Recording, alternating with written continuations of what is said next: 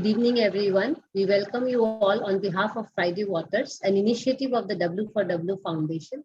The idea of Friday.Waters is to make Fridays fun-filled and add fruitful activities for the future generation. The focus of Water Arts is on bringing the artists who have done or are doing art, music on water matters to the session to discuss the making of the artwork and the issues around the subject covered.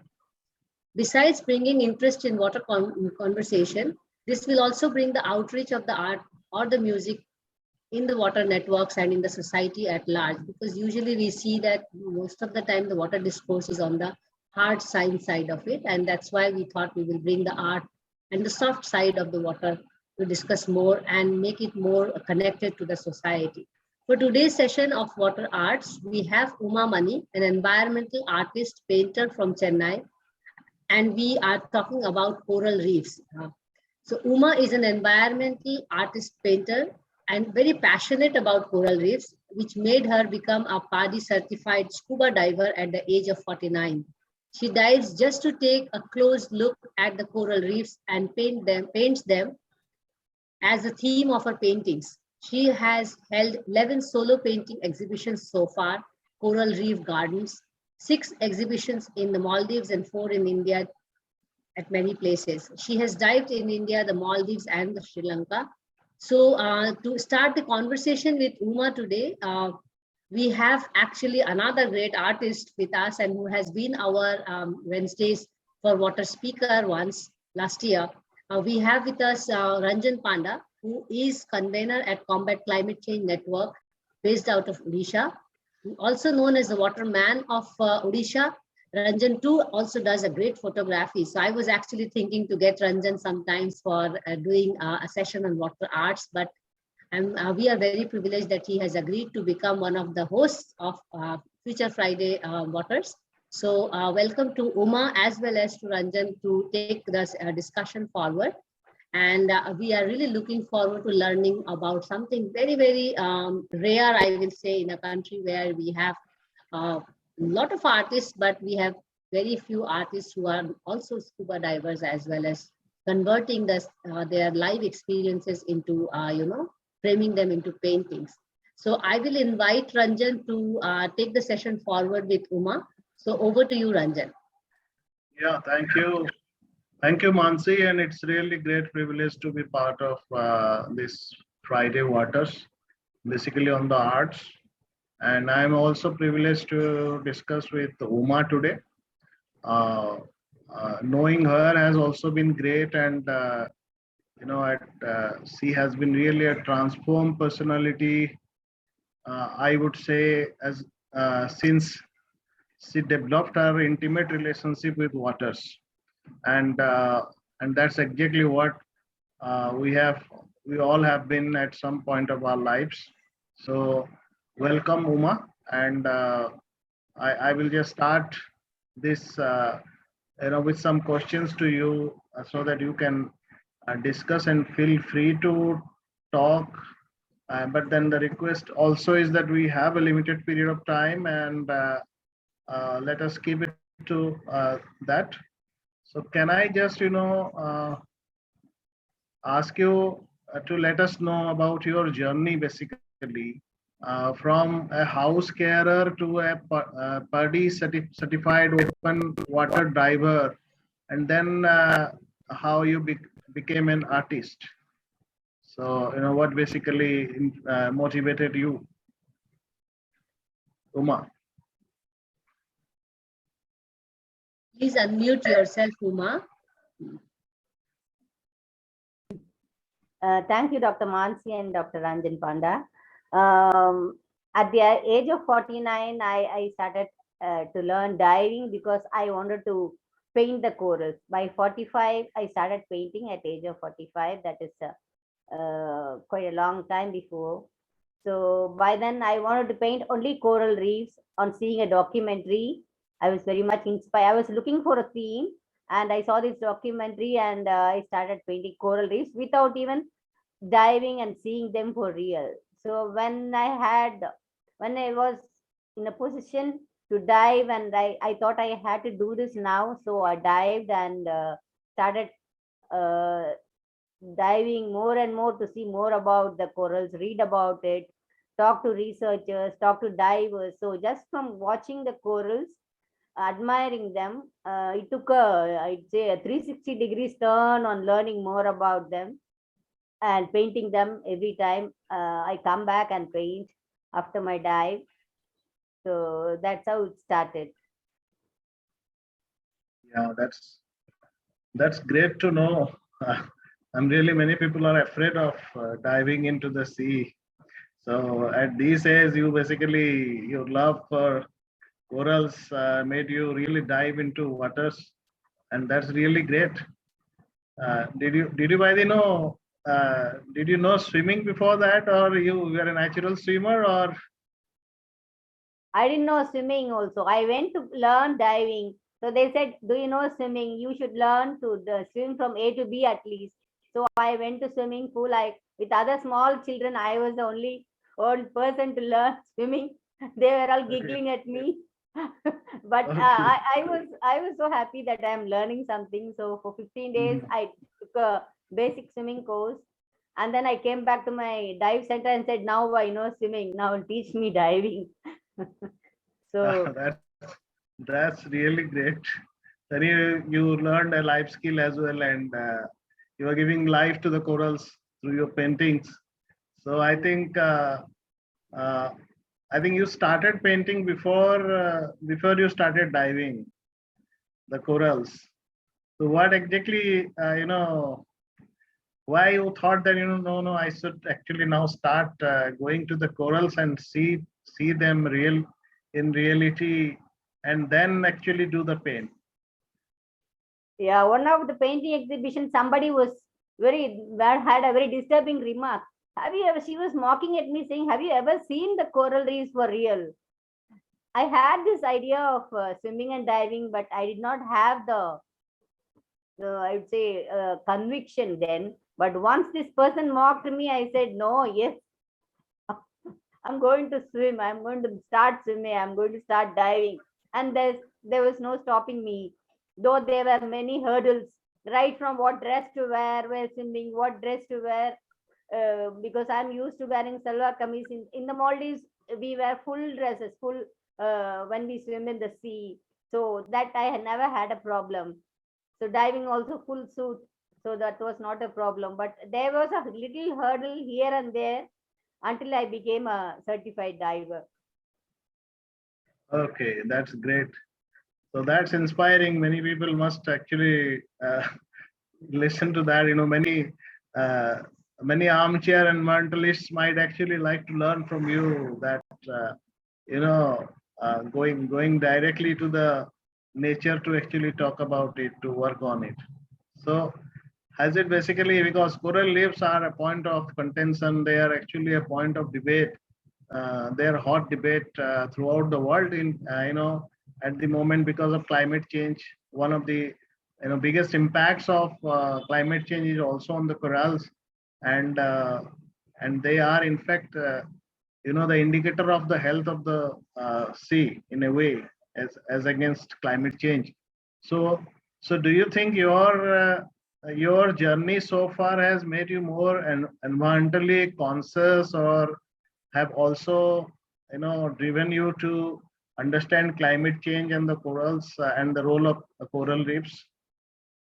Exactly, absolutely. Because I maybe if I hadn't known corals, I wouldn't be talking or thinking about climate change. So it all started as one step at a time, and it took a different direction. And there's one big huge problem the world is facing now. So that I'm able to realize, and through my journey. So it all started from looking at the coral reefs, swimming and diving for it, painting them, and knowing them more, admiring them first, and finding their problems later, the problems involved, and 100% it is the humans who are creating the problems for the oceans. So wherever I have a painting exhibition, I put details, sheets of with details of the coral reefs. Beside each painting, at least 100 sheets I have made. So there are many children who come and talk to me as to why, what can they do for the coral reefs, and what I am doing for the coral reefs in the real sense. So it brings an awareness, this painting exhibition.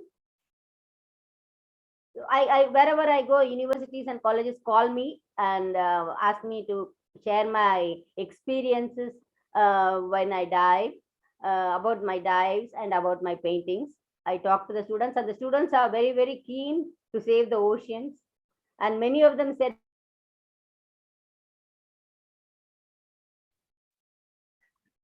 Yeah, thank you.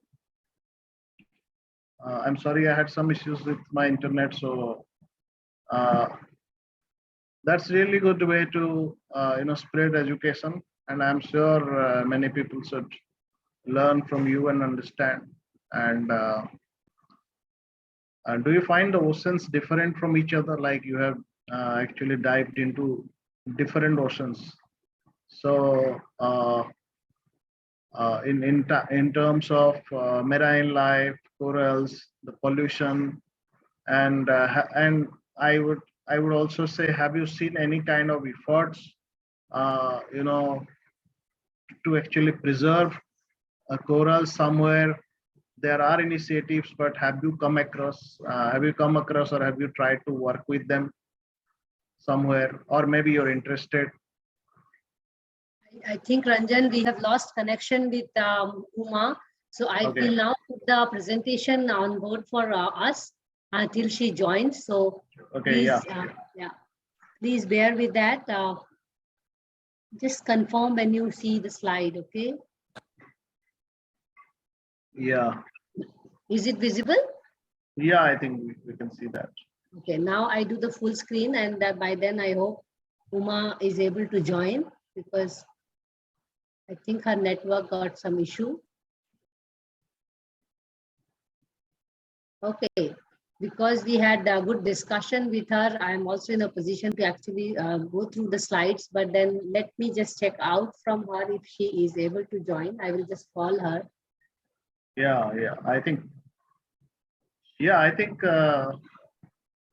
before she joins, I also had a chance to communicate with her before Please tell us. we were discussing this, and she's very much interested to come to Orissa and dive. Very So good.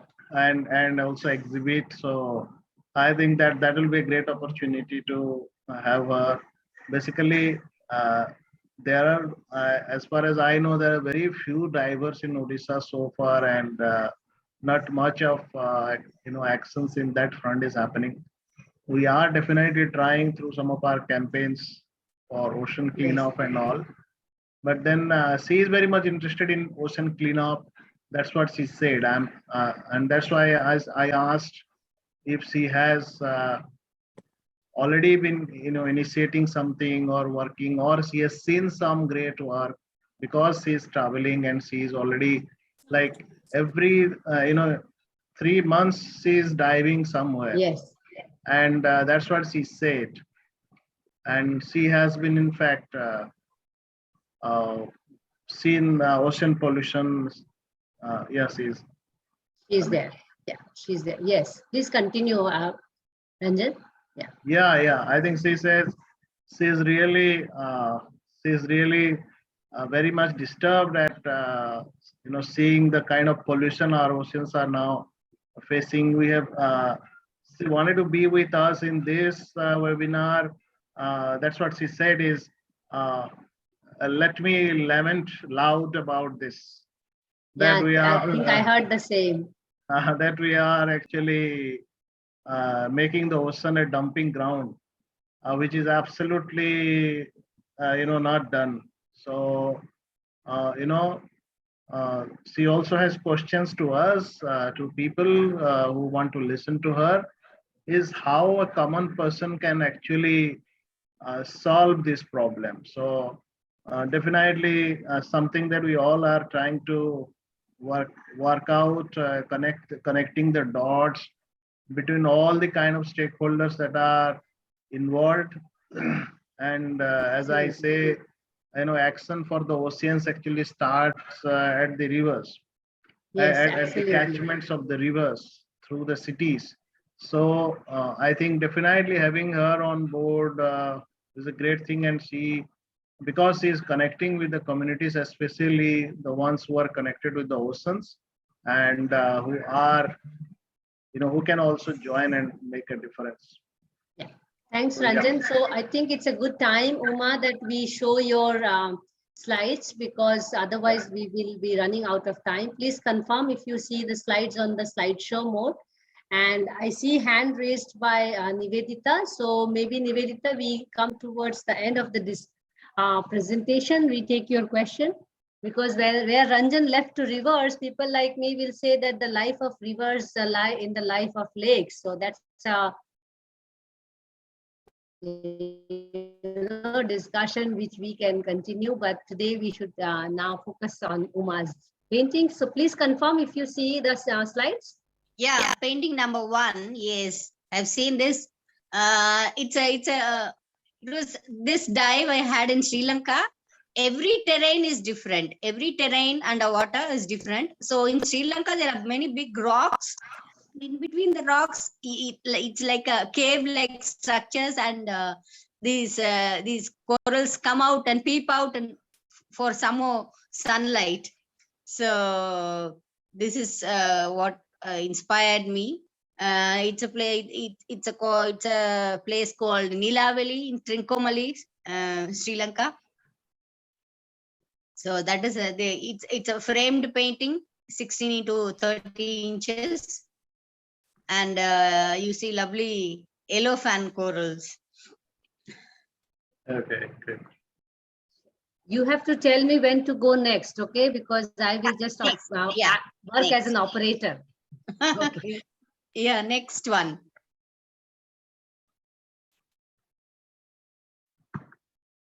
Oh, this is also a fan coral, but it's of a different color. This I saw in Feather Wall, because in the Maldives, the islands are like cauliflowers above the water. So imagine the root of the cauliflower underwater, so which is like a wall. You can go around and dive around the wall. So the rich, the marine system that we can see on the walls of the I'd say under the islands. The reef is mainly on the wall.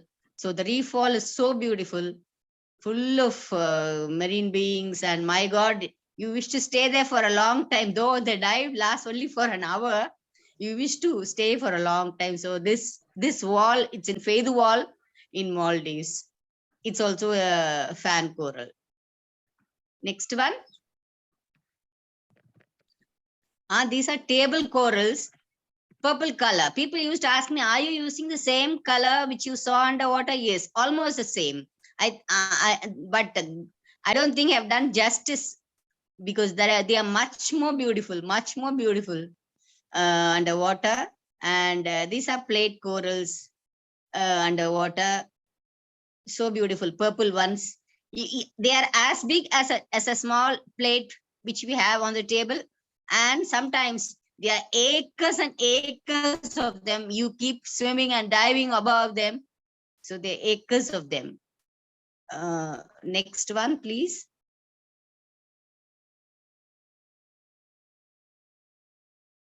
Yeah, this is also Sri Lanka. So when there is a cave, the coral reefs are so happy. They get attached to the sand coral. The fan corals are attached to sand normally, but there are corals which get attached to the stones or the crevices in between, and then they grow. And the fishes are very happy, I feel, because they have a haven-like place, a safe place where they can go inside and play and grow their little ones, and play amongst the coral reefs. So it's a beautiful garden. It's also in Sri Lanka, which I saw. I just got curious because you mentioned just now that you dive for an hour and you get to this heavenly world, So I'm just wondering how it must be for the fish to live there with all of these colors and, you know, you do have that opportunity to go and see. And most of us, like, who are also even sometimes scared to go so deep in the sea.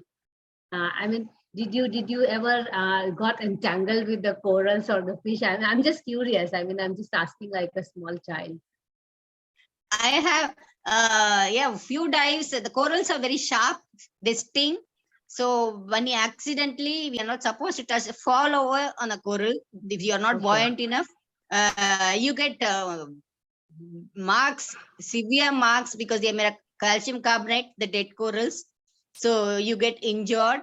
And I had a squirrel like 3 lines on my hand for a very long time.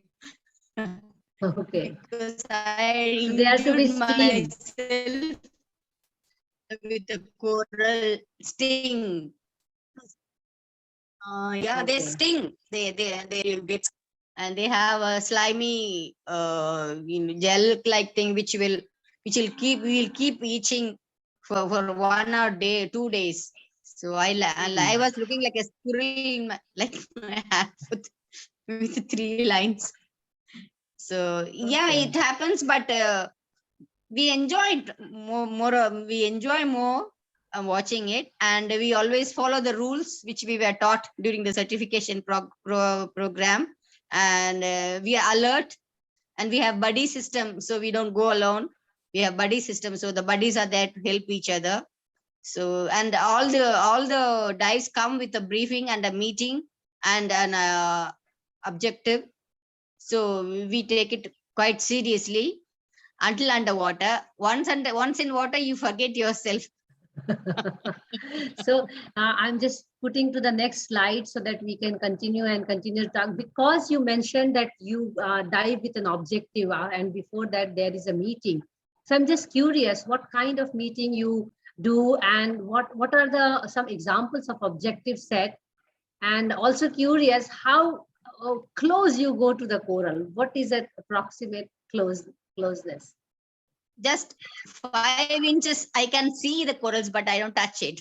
Okay. I'm not supposed to touch it. And the objective is each dive is different, because for example, if all the divers want to take photographs, they can. So they form a group. If all of them are going to see research, if it's a research team, it's a different objective. So so somebody wants to see the fishes, so it's a different, or just for entertainment or recreation. That's also every dive has an objective. And in the boat, when the boat starts, because we normally jump from the boat, so the dive masters give us all the instructions, and then we remember, ask us questions, and remind us about all the safety measures. We have buddy check, and we have check each other, because it is 98% gear involved, only 2% skills. 98% is gear. So what if a gear fails? So you need a buddy and check each other, and many instructions and signals, hand signals to remember, and keep in touch with them underwater. Always say all okay, so that checking on each other. So that's how it is. So that is a meeting or a briefing we have. Okay, over to you, Ranjan. I mean, you can just take the next painting. That's I got curious. Very interesting to understand. I was just curious to know whether do you take a photograph first and then do the painting out of that, or you just memorize from what you see? Yeah, I have a GoPro. Yeah. I have a GoPro camera. I used to take the camera, but because it should be the objective of all the divers. If I take the camera, if others are not taking, I am will be disturbing them, distracting them. So, and we cannot enjoy the moment. I used to take the camera, and handling the camera needs some more buoyancy. The buoyancy should be perfect. So many gears to handle, so many things to remember, and handling a camera also comes as an extra, alert. So that, so I thought I'll remember everything. So if I want to go, I give my camera to my dive master, but even though he has to mind others also, the other divers, He has to see everybody is safe and everybody is enjoying at the same time. So Okay. taking a camera is not now these days. I don't. I just remember come down and we have a log book. As soon as I come out, I just write down everything and then paint. Oh, that's really great because of course, a painter only knows how to paint that, but the amazing diversity, the amazing beauty of coral reefs is something that you memorize and then paint is like that itself is a great art, I would say. Thank Yeah. you. So This was in Maldives. Yes. Uma, back to the PowerPoint. Yes. Yes, that was in the Maldives. It's called Banana Reef. The reef looks like in the shape of a banana. So it's a beautiful dive site. So we have many dive sites to pick. So we can tell the dive center, I would like to go. So when there is a dive, we have a group and then they inform. So this Friday, because Friday happens to be a holiday in the Maldives. So this Friday we are going to Banana Reef. So we'll be there, the Banana Reef. And every dive is different. Each dive is different. Even if you're diving in the same place tomorrow, it will be a different place. It will be different fishes. And the visibility will be different. Everything is interesting and no 2 days are the yeah. same. So have you, for example, been to one place several times? Yeah, in Hulumala, in the Maldives, not several times, a couple of times, of course, consecutive days. And I found new fishes there on the same coral reef. So it's interesting. Okay, just out of curiosity again, if there is one place you want to go again and again, what would be from all your lists? In India, it is Netrani, Netrani near Murdeshwar. Netrani, Okay. yeah, it is a very good dive. I saw corals in India. In Maldives, I like Maldives very much. It's called Old Shark Point. It's a dive site. It's called Old Shark Point. You see so many manta rays there. So many manta rays. So, and of course, Sri Lanka, I love the nursery, coral nursery there, which they have grown.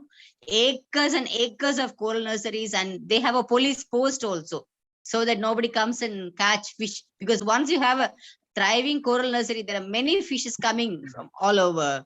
So people should come and catch fish. So Great. that the 3 places. These are the places I have dived, but I have 47 countries I would like to dive to make it 50. Yeah. So every each one dive in 3 months. So best Yes. of luck. I'm sure it will be. I'm sure you'll achieve it. Thank you, sir. Thank you, sir. And Thank you. someday I aspire to dive along with you in Odisha coast at least. Sure, sir. Sure, sir. Yeah. So great. Thank you, sir. Yeah, the next this slide or Yes, Uma, you Yeah. have something to say on you this? have to please tell me when to move the slide because I will be operator.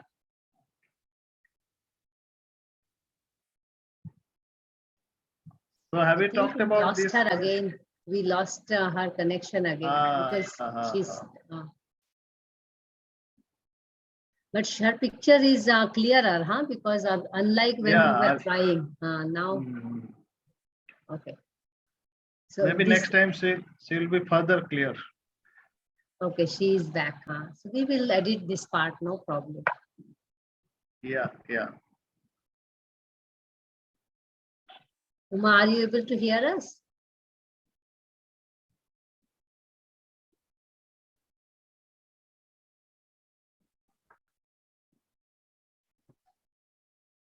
Hello. Yes, Uma. Bear with me. Sorry, my phone got heated up, so I had to switch over to this device. Can you hear me? Yes, we can hear you. We can see you. So we are at the dive site of This is also Mali. Bluetooth mode. The coral reefs, when you keep diving like Bluetooth.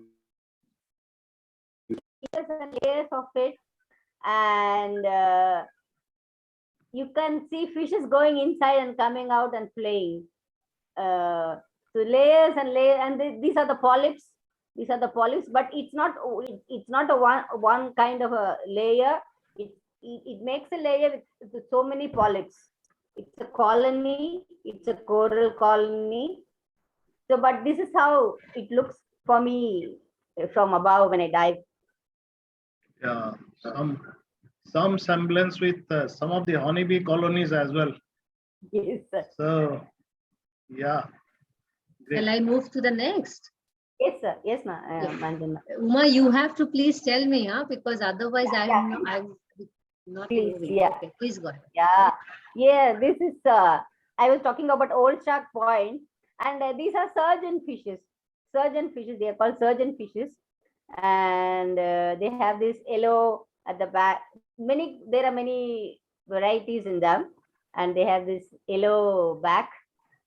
These are the coral small. This is how the coral looks. I know the different angles when you dive like this, you see the different one. When you dive like this, I told you every terrain is different. Every sea underwater, for example, in India, it's only seabed full of sand, and you have to dive like this. In the Maldives, it is like this when you dive. You can even stand and dive. You can move because on the reef walls. In Sri Lanka, you have to be very careful because there are rocks and caves here and there. So you'll have to be very careful and watch where you're diving without touching any ocean marine beings. So this one. So I think touched my. I haven't done full justice to it.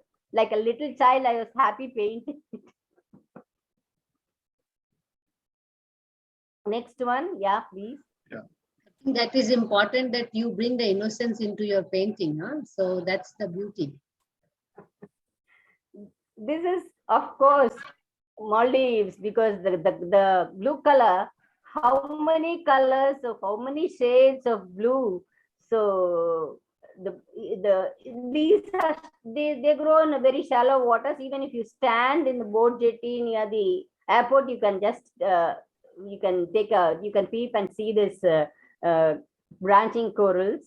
It's called Hulumale. The airport is in Hulumale. So I had a dive here, and when I was swimming here, every day I saw this baby coral. I go up against the waves just to see this baby coral because there was one baby coral there. My friend, so why are you swimming so far away?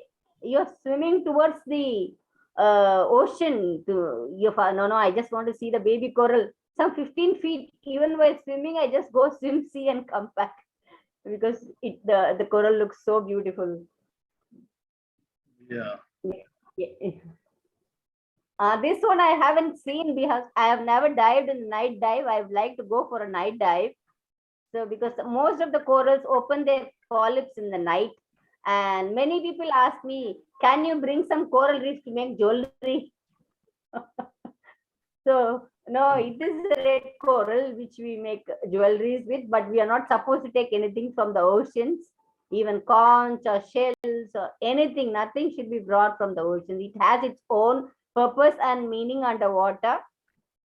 So in no way it brings any beauty to our house or drawing room. No. So this is for my imagination. I would like to see this coral someday during a night dive. I would like to go for a night dive, which I haven't done. Yeah. Okay. Next Yeah, but one. that's a great message that we are not supposed to pick up anything from the oceans, and they are better there. And our homes are meant for some other purposes, not to host corals. So I think that's a message that should go from you, and that's great. Even shells and conches, everything. When there Exactly. is because these corals grow on broken corals. Okay. And even the small conches, the crabs grow and live inside the small shells. Some other animals shell, they go inside. It is somebody's house. It's a small creature's house. A shell is small creature's house. Yeah, I think we have seen they have taken over the remains of seas that are sunk and kind of other elements. So True. Yes, shipwrecks. Yes, they have many corals growing and beautiful eels. Uh, uh, the electric eels, all kinds of eels. They love the shipwreck. They live inside that, and they don't like us. They when you see the camera, they try to come and catch eels. The Mhm. moray eels.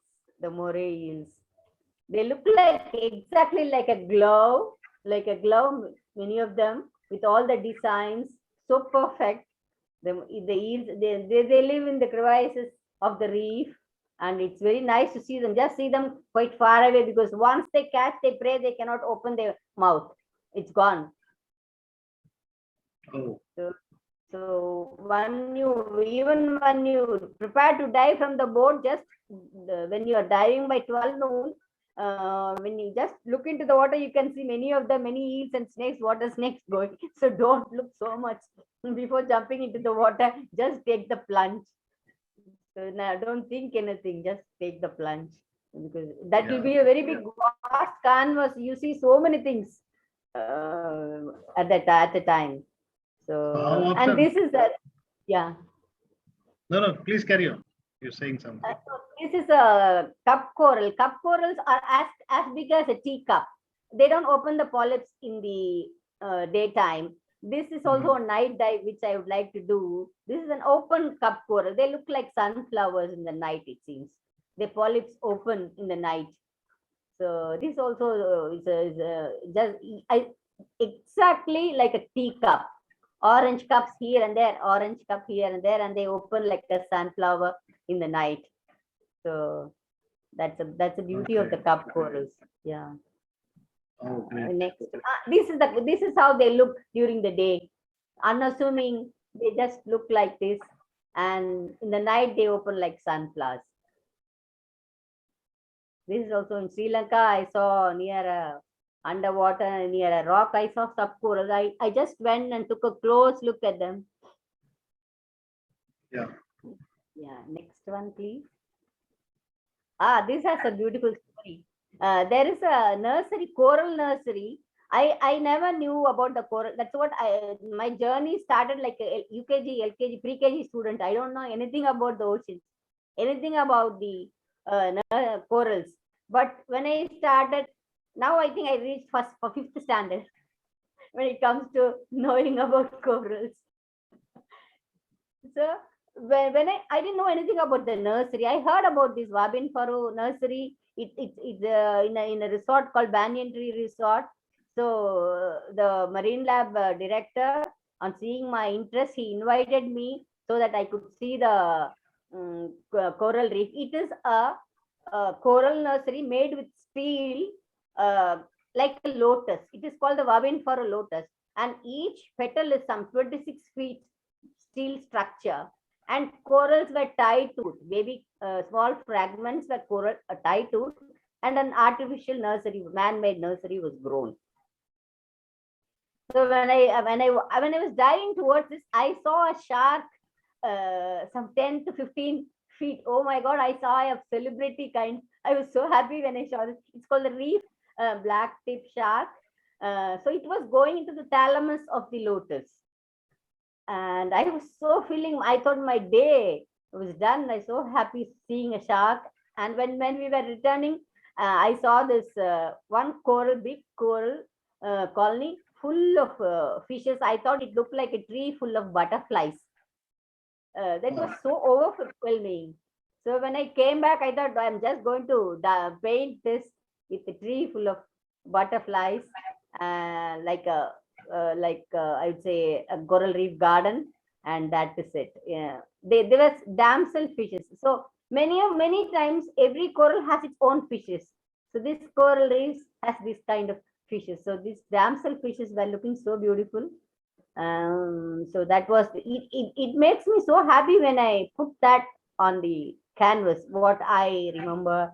So to recreate it, that gives me much more happiness. So you saw a shark and you were so happy.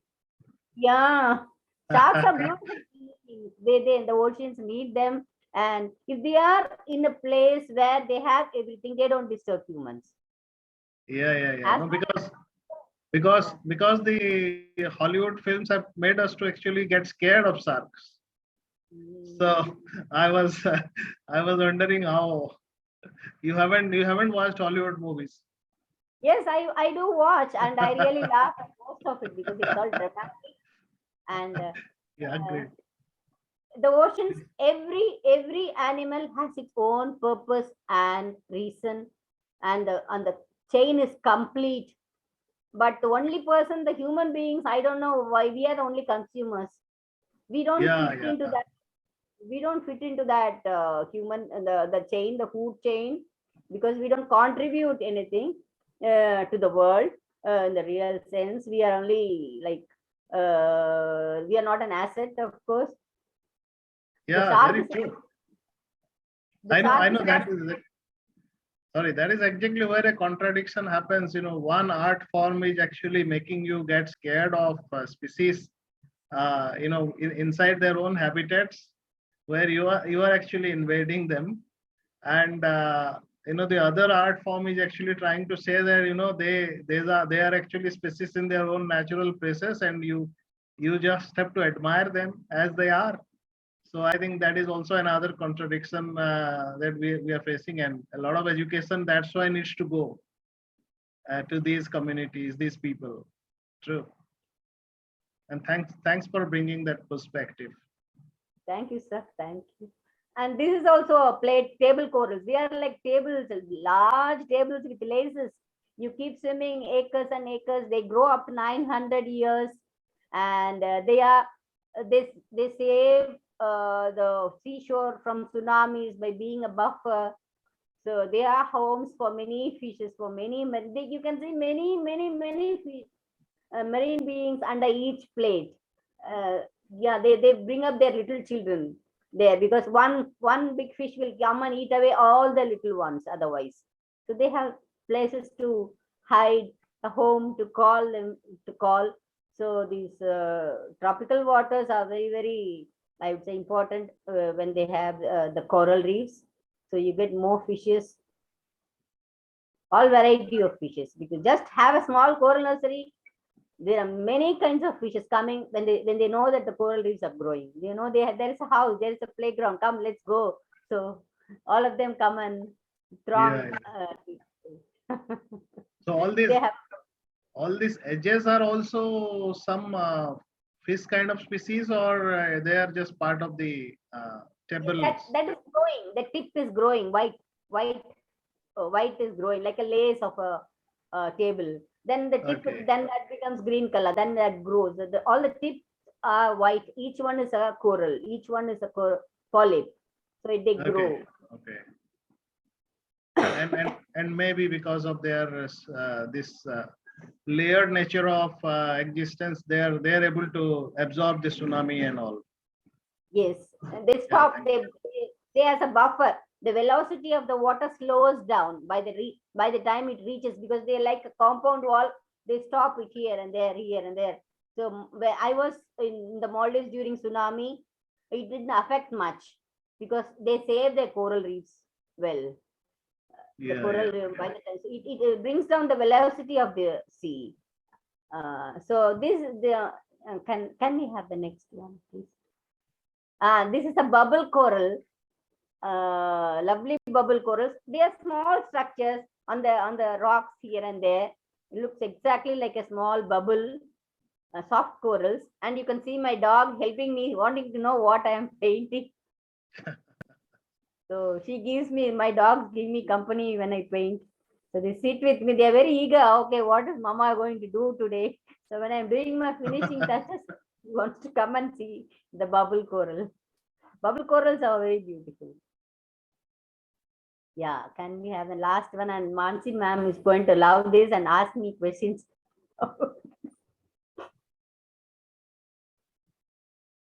So this is from an admirer of the coral reefs. I was very what fascinated by it first. So I didn't know anything bad about the coral reefs.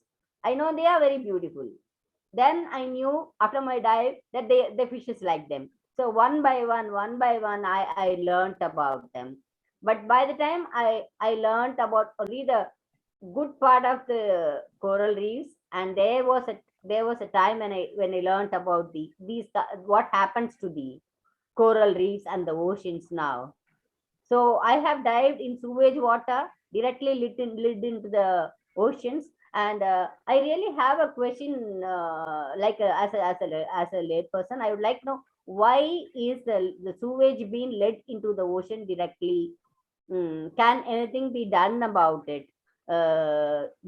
Everywhere, mercilessly, without any subconscious mind. I don't know, that directly goes into the ocean, and there are no coral reefs. These corals are all dead. Some of them you can see, all of them are dead. And plastics. Whenever talking to a fisherman, he said just put some sieves or some nets near that, so that at least they will all be, that can be collected at source at the end before they reach the oceans. This is a simple solution the fishermen give. But what are we going to do about this? I really don't know where to start with, when it comes to plastic pollution, when it comes to sewage entering the oceans without they can be treated. There are water companies, then there are water auditing now, energy auditing now, so they can do the audit. They can, all the companies can get it audited, and people can, within their premises, they can clean the sewage, treat it, and then can be led into the ocean. So I don't know what is happening exactly, with the companies, with the organizations, with the policymakers. Have we taken any even baby step towards it?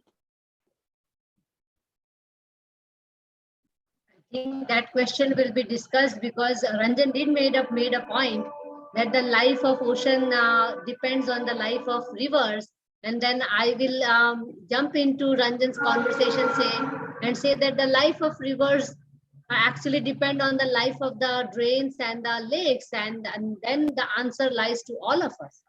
We know what is happening with our drains and the lakes, and they define what is happening with the ocean.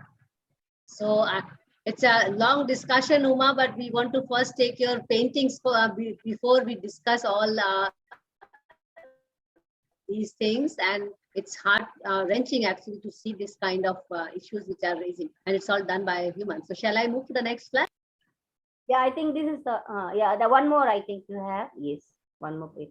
Yeah, this is also from Sri Lanka. So you have a happy reef, full of fishes and many kinds of. I cannot enter the cave inside because I've not done that kind of a dive. I'm not certified, but from above I can watch the cave just peep. So that's what happened. But I want that hope for the coral reefs painting to be the last. Anyway, we are finishing it with a happy coral reef note. We can take it to the previous one and open the conversation to all of the participants here. And I will just invite Ranjan to take the conversation further. So I will move the slide to the previous one, because that is also your concern. And that's a question as well as appeal which you want to make to people. So I leave the slide here, and over to you, Ranjan. And I have some questions, but then Nivedita also raised hand, so maybe we start with her. Okay. Yeah, thank you, Uma. Actually, that is wonderful journey of your coral life, and I think and we end off at this slide, which is really we should actually uh, uh, I don't know how to say it. We have been pained by all that is happening, and as you are. So we should all see that the oceans are not, something in isolation. They are an integrated part of the global commons that we have, and I think everything that we do, from our homes to our livelihood spaces, jobs, everything is impacting at the end the oceans, and in fact then back to the atmosphere and in our own lives. So So yeah, any questions on this, or maybe anybody joins this concern with Uma and all of us? So Nivedita. Yeah, Yeah. good evening. Uh, thank you very much, Uma madam. It's a very wonderful pictures you have shown, and share your wonderful part of your journey, which you have actually done in a Sri Lanka waters.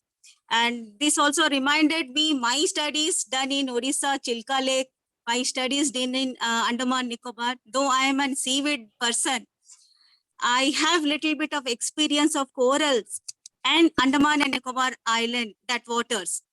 But I came to that in my journey, I came across that they have a lot of toxic powers, these corals.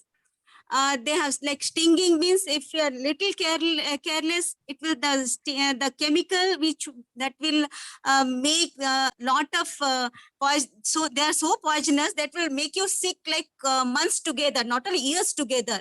Did you felt some type of experience like that during your diving? Yeah, thank you for the question, Nivedita. I had a problem during my first dive, open water dive. I came in contact with a coral because I was not buoyant enough. I didn't know how to maintain my buoyancy. Uh, mm, I was pushed by the currents. I did not be buoyant to stay in one place.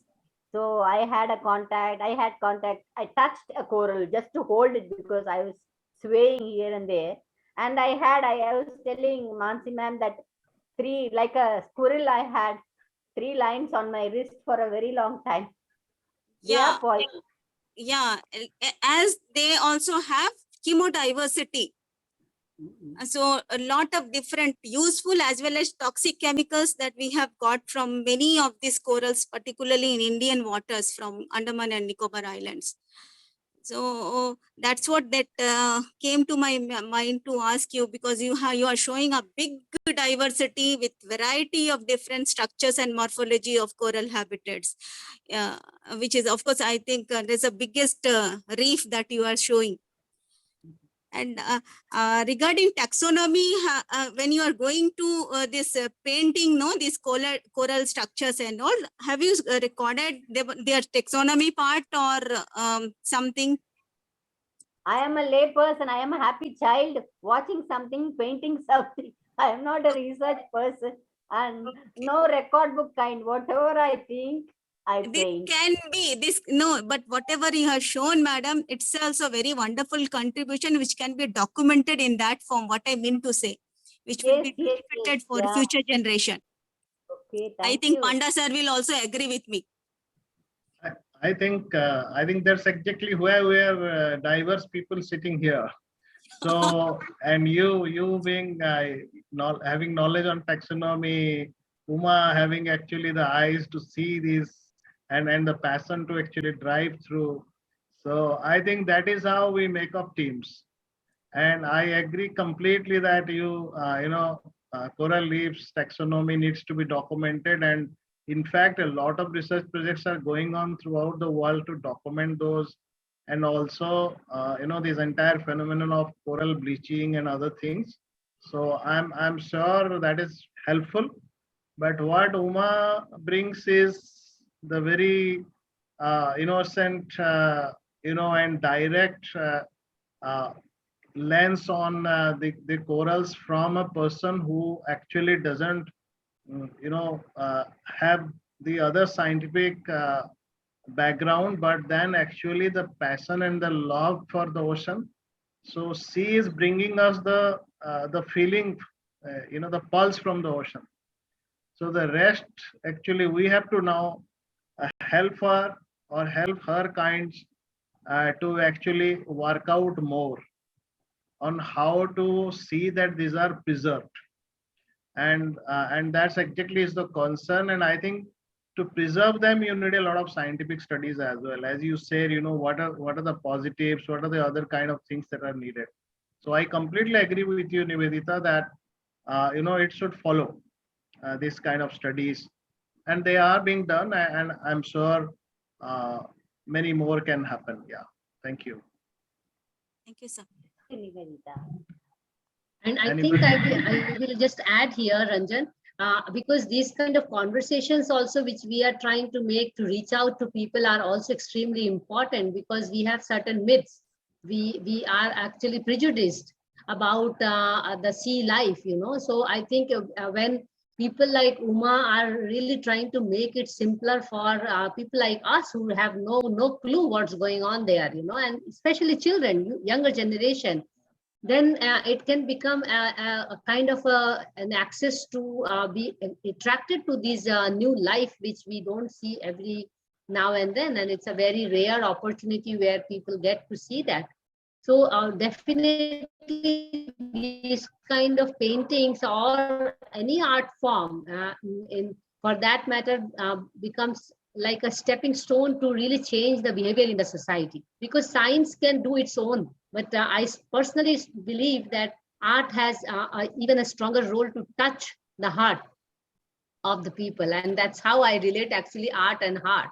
So I mean, the reason why we are having Friday sessions is because we wanted to really bring those soft aspects of water here. Because on Wednesdays, we are talking these hard science and all. Probably we can take help of Nivedita and Uma to get a session or discussing the coral reef studies going on. You know, discussing algae studies going on. That will be a very good session to handle. But on the other hand, if we really want to reach the layperson or the masses, these soft skills become very, very instrumental. Mansee, Right? I also We are still on that difficult question which Uma is asking us. Huh? one more thing. I am also now very much desperate to show such type of beautiful picture for seaweed. They are also Please. very beautiful, very colorful, and really it will reach to all the kids and young generations.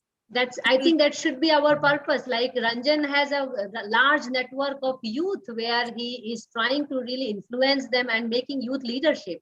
So if we can bring this kind of knowledge to them and tell them that what is the beautiful world out there, I think we are already doing our bit, what we can, you know. Yeah, I think that's very great, Nivedita, and you should come forward and actually take this education. Sure, sure. You know, to the youth and to the masses. Sure, sure. And we really appreciate Uma, what she is doing, something, you know, something just we cannot imagine. Seeing a coral and also a plastic bottle together inside the ocean is like an experience in itself. And a big inspiration for us, because Uma was earlier also painting and she had not seen it, but now she has taken it on herself, you know. And this is something where we can bring change in the youth as well. Once they experience it, you are a changed person already. And I'm sure Uma is feeling that for herself as well. I mean, where she started and now she is in class 5 of choral education, she said. So a long way to go for Uma. So, I mean, you know, if we can somehow make that experience be felt, and these are some of the ways for the experience to be felt. But so, Uma, my question to you is that how popular is diving in the country, and where, you know, people can get a first-hand experience? And do you think that it is a good way to educate people about marine life? And then I'm going to answer your question, which you had, why do we dump there? I'm to answer that. I'm holding that question. Go ahead. So diving in India, Goa, I found it full, interesting, and Netrani was good. In Rameshwaram, some places were good. Thuthukudi was very disheartening. Ramanathapuram was also not good, not bad either. But I haven't, since Nivedita said Andamans are good, so I would like to dive in Andamans and Orissa also. I would like to dive in all Ma'am, the in ports. Ramanathapuram, that Crusadai Island is there, Gulf of Mannar. Yes, I have dived.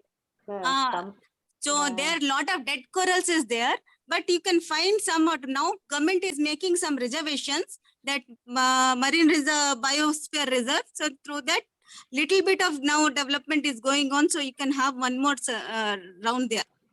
Yeah, And thank we you. have Vicky lady from Andaman and Nicobar, so we can really connect you to He is my do some student. He arrangement. will guide you, ma'am. Okay, okay, that's nice. So just to understand this relationship, do you have a diving network in the country, or do you have natural painters network in the country where we can reach out? Have you tried to find out these things, Uma? Yes, there is a website called www.coralwoman.com where my paintings are sold, and 50% goes to coral restoration through the Coral Woman Impact program.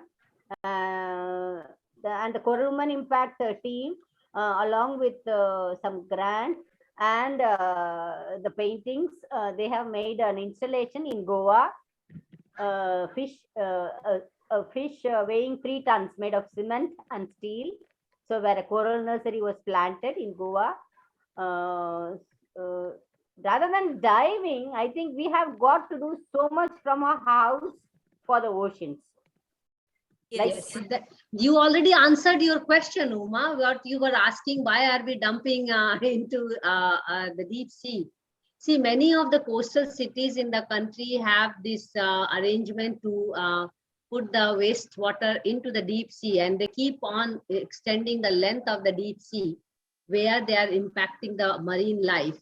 The answer, Ranjan also reinstated that fact that the answer lies in us, in our houses, and you are also saying the same. I think somewhere at our city level, we need to really relook very seriously on the wastewater, and also the amount of water we use. The quality of water we are using, the way we are wasting, these are very important aspects to be discussed, but not for today's session. But eventually it ends up in ocean. Everything we dump, every waste that goes out of my house or out of my hand is eventually going into the sea or the ocean. I mean, we are barely recycling, I think 1 or 2% of the waste, solid waste particularly. And then we have the liquid waste, which is wastewater. So we do have the solution, because if we can create problem, we also should find the solution. Yeah, I think Uma was talking about the audit, audit of water and other things. So what I am thinking is also the accountability of the municipalities is one of the biggest challenges. And most of our rivers carry all these plastic loads to the oceans from all our homes and everywhere, and they are not supposed to be discharged at the municipality level itself. Legally they are not supposed to be discharged, but practically they are all discharged. So I think that is also one issue. Absolutely. So, Yeah. Uma, any last thoughts from you for all of us and for all the viewers and future generation? Please share with us your concerns. You have already shared, but even more, and if you have any message for the younger generation particularly. so I'll tell you what I am doing. I am segregating plastics at home, and I'm making compost. So compost, I don't throw the wet waste in the dustbin. So compost, I'm a small bin. I'm doing it, and we are saving rainwater. So because during a rain, the water doesn't gush out with all the plastics and fertilizers into the river and then to the ocean. So saving rainwater does have an impact. And going solar, we have installed 2 solar panels where a small laptop and phones, and we have lights which can be charged. So these are the 3 things all of us can do. And the organization, every roof should have a solar panel, because you don't switch on electricity for the generator water to pump the water. So every roof should have solar panels. Every roof should gather water, rainwater harvesting. And for a street, for example, you take a street, you have a restaurant, you have a salon, you have a shop, you have a provision shop. You should also have a waste management small shop where people can come and give the plastics, take money and go. So the kabadiwala, he is the most demigod now. He should be treated like God, and every street should have one. These are my simple, humble ideas, and I like the kabaddi wala and the play and the rag pickers. They are very important now. Their role is very important. So give them all the due and give them an office every street, because we consume so much, we throw so much. So it also, and the rappers also, the company should come forward and take back their rappers. I think you made some genuine concerns and also appeal and request. As honest as your paintings, your appeal is equally honest. So I will really be grateful that if you can really record this and even make a small reel and even promote it to as many people as possible. So you are giving a message, especially for the cleaning workers, that they have to be treated better. And no better message can be really conveyed to the society than this, because we have to also change our notion of how we address them. So Ranjan, any last words before I do the concluding part? No, I'm something that I am now interested is what Nivedita says, is this session should now actually then carry forward to, collaborative efforts. So, so that is because artists are the best people to actually communicate what we normally don't see in normal, eyes. So Yes. everybody sees the same thing, but it's like only few people can feel the pain. Absolutely. I always give example of a something that I'm not supposed to. I should not have. But then the Salman Khan dialogue in a film called I think I'm forgetting the film, but it was said that why are you brother worried for everything? So there are some people who actually feel the pain, so they get disturbed by everything bad that is happening. So I think that is where the artists actually stand, because perhaps they have a love for to look at the beauty, and they are much more disturbed when they actually see the beast. So the beast that we have generated, the human civilizations, that the artist can communicate, and the scientists and other people like activists and other stakeholders, they could actually come together and make these sort of a larger movements. So I think I completely agree with Nivedita as well as you, and all of us should actually try to foster more collaborations, coming out of this. And thanks so much. Thanks Thank for you, giving me Ranjan. this opportunity. Yeah. Thank you so much, Ranjan, for taking the discussion through with Uma. I see that Uma is facing some issue. Nevertheless, I like to thank all our participants first, and before I thank Ranjan for taking the session through. And then thank you, Uma, for the wonderful session, and also an honest presentation of what you see, what you feel. And that is also very much clear from your paintings. We really hope that we can really bring on more of these kind of work to the society, especially to the younger generation, to not do certain things which my generation has done, and to make them more sensitive and more humble. And very well put by Uma when she said that we have to really treat our cleaning people better than we do, and we have to also do our bit at home. So these are some good lessons to really take from what Uma was trying to convey to us.